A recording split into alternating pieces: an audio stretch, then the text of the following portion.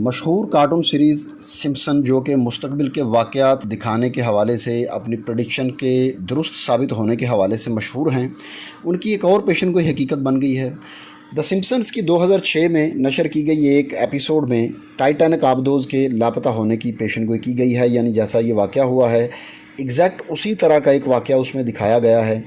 اور اس ایپیسوڈ میں دکھایا گیا ہے کہ سیریز کے کردار ہومر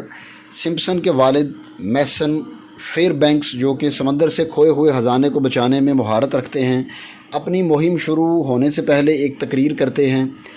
پھر اس کے بعد جیسے ہی باپ اور بیٹے کی یہ جوڑی سمندر کی گہرائیوں میں اترتی ہے تو چھپے ہوئے خزانوں کو دریافت کرنے کے جوش و خروش کے دوران میسن سمندر میں لاپتہ ہو جاتا ہے۔ اپنے والد کو تلاش کرنے کے لیے بے چین ہومر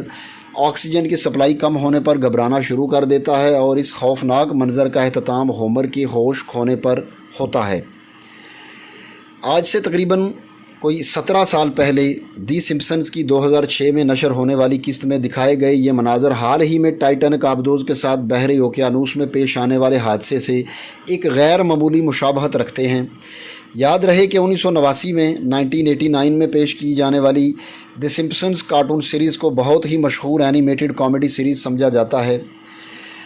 اس سیریز میں 1.5 لاکھ سے زائد مزاح سے بھرپور مناظر پیش کیے گئے، لیکن آج اس سیریز کی وجہ، اہمیت اور مقبولیت اس کے مذاق نہیں بلکہ اس میں پیش کیے گئے واقعات کا موجودہ دور میں رونما ہونا ہے۔ اور یہ پہلا واقعہ نہیں ہے بلکہ بے شمار اس طرح کے بڑے بڑے واقعات جنہوں نے دنیا کو بالکل یکسر بدل کر رکھ دیا، 9/11 کا واقعہ ہو،